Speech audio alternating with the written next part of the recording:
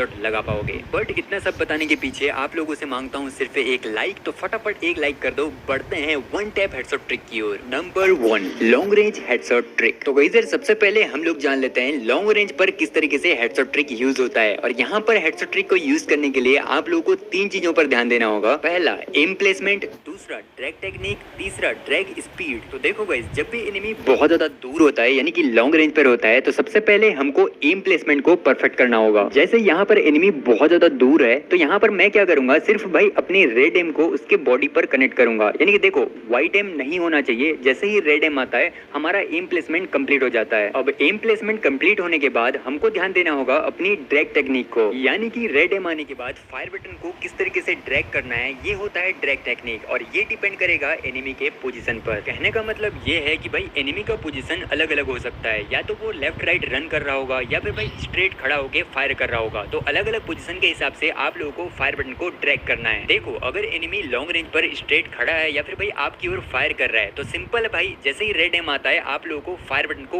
ऊपर की ओर ड्रैग करना होगा। लेकिन ध्यान रखना थर्ड चीज को, वो है ड्रैग स्पीड। आप लोगों को स्टार्टिंग पर हल्का सा ड्रैग करना है, यानी कि धीरे से ड्रैग करना है। जब आपका कनेक्ट होने लगे ना, हेडशॉट लगने लगे, तब उसको परफेक्ट करना ना प्रैक्टिस के बाद। और वही अगर एनिमी इधर उधर रन कर रहा है, मान के चलो राइट साइड रन कर रहा है, तो डायरेक्ट हम लोग को हेड की ओर ड्रैग नहीं करना। सबसे पहले रेड एम लाना है। रेड एम आने के जस्ट बाद फायर बटन को हल्का सा नीचे करना है ताकि वो कनेक्ट होने को जाए। जैसे ही वो जाने वाला होता है, मिनी सेकंड पर आप लोग को राइट साइड उसके हेड की ओर ड्रैग कर देना है। और ये तब होगा जब आप अच्छे से प्रैक्टिस करोगे। बट ध्यान रखना, फायर बटन को नीचे करना और हेड की ओर ड्रैग करने की जो टाइम है वो बहुत फास्टली करना होगा। भले ही आपका स्वाइप स्पीड धीमा हो, लेकिन भाई नीचे करके उसके हेड की ओर जल्दी करना होगा। ध्यान रखना, इस चीज को प्रैक्टिस के बाद आ जाएगा आप लोगों को। I hope long range clear हो गया होगा। कोई भी डाउट हो आप लोग कमेंट करके पूछ सकते हो, ठीक है।